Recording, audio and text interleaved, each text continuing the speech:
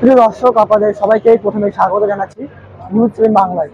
আপনাদের জানিয়ে রাখি, আজ 16 এপ্রিল কলকাতা ইনডোর স্টেডিয়ামে মুখ্যমন্ত্রী মমতা বন্দ্যোপাধ্যায়ের ডাকে ইমাম মুয়াজ্জিন এবং বুদ্ধিজীবীদের নিয়ে একটি বিশেষ সম্মেলনের আয়োজন করা হয়েছে।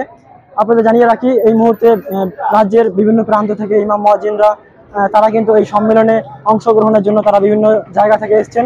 পাশেই ক্ষুদিরাম বসু যে হল রয়েছে, সেই হলে তারা আসন গ্রহণ করেছেন। এরপরে আর ভিতরে তারা ধীরে ধীরে প্রবেশ করতে লাগছেন। চারদিকে পুলিশের কড়া নিরাপত্তা রয়েছে। এর মধ্যেই শুরু হতে চলেছে সেই কলকাতা ইনডোর স্টেডিয়ামে মুখ্যমন্ত্রী মমতা বন্দ্যোপাধ্যায়ের সেই সভা। আর কিছু সময়ের পরে সেই সভা অনুষ্ঠিত হবে। কি বিষয়ে মুখ্যমন্ত্রী ডাক দিয়েছেন এবং কি বিষয় নিয়ে তিনি আলোচনা করবেন, সেদিকে সবার নজর রয়েছে। ওয়াকফ বিল সহ আরো বিভিন্ন বিষয় সম্ভবত তিনি বলতে পারেন বলেই ইমামরা বলছেন। ইমামদের সাথে কথা বলে তারা ইমাম মুয়াজ্জিনরা তারা বলছেন তাদের ভাতা বৃদ্ধি এবং রাজ্যের যে বর্তমানে কেন্দ্রীয় সরকার যে ওয়াকফ সংশোধনী বিল 2025 নিয়ে এসছে, সে বিষয় নিয়েও কড়া বার্তা দেবেন মুখ্যমন্ত্রী, তেমনটাই আশা করছেন ইমাম মুয়াজ্জিনরা। আপনারা দেখতে থাকুন এই বিষয়ে নিউজ ট্রেন বাংলার বিশেষ প্রতিবেদন। আজকে এসেছি আমাদের মাননীয় মুখ্যমন্ত্রী আমাদের কাছে ডেকেছেন, তাই উনার কথায় আমরা সাড়া দিয়েছি। উনি আমাদের কেন ডেকেছেন এখানে না উনি বললে আমরা বুঝতে পারবো না।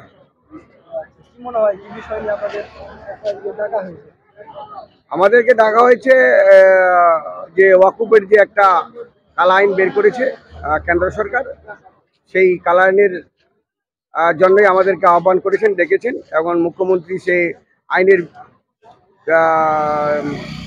কি হবে না হবে সেই বিষয়ে আমাদেরকে বার্তা তিনি দিবেন। আমরা উত্তর দিনাজপুর থেকে এসেছি। আমাদের ওখানে 3500 মতো লোক। আমার নাম হচ্ছে মৌলানা মোহাম্মদ আশিরুদ্দিন। আমি হচ্ছি অল ইন্ডিয়া ইমাম অ্যাসোসিয়েশনের জেলা প্রেসিডেন্ট এখন।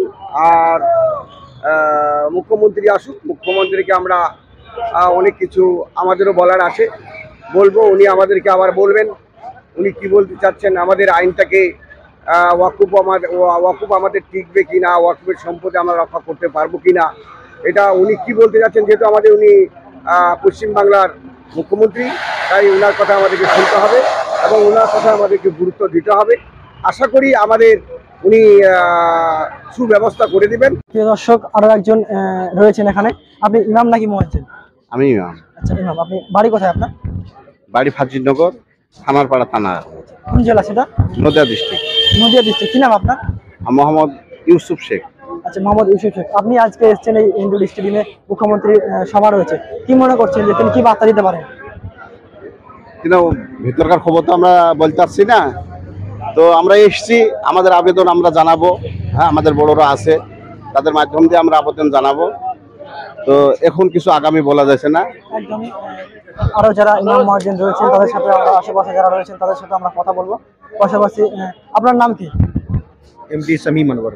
আচ্ছা শামীম। আচ্ছা, বাড়ি কোথায় আপনার? আমার বাড়ি মালদা হরিশচন্দ্রপুর। মালদা হরিশ্চন্দ্রপুর। আপনারা আজকে এসেছেন, কি মনে হয় মুখ্যমন্ত্রী কি বিষয় নিয়ে বক্তব্য রাখতে পারেন? দেখেন, ওয়াকফ বোর্ডে तरमीमी बिलेर জন্য আমরাকে ডেকেছে আর আমরা এসেছি। हाँ, सेंट्रल सरकार जो है उनसे अनुरोध करते हैं कि ये वक्फ बोर्ड जो कानून जो बनाया है, ये काला कानून है, इसको रद्द किया जाए। हम लोग यही बात रखेंगे। আচ্ছা, একদমই। আরো কিছু ইমামের সাথে আমরা কথা বলবো।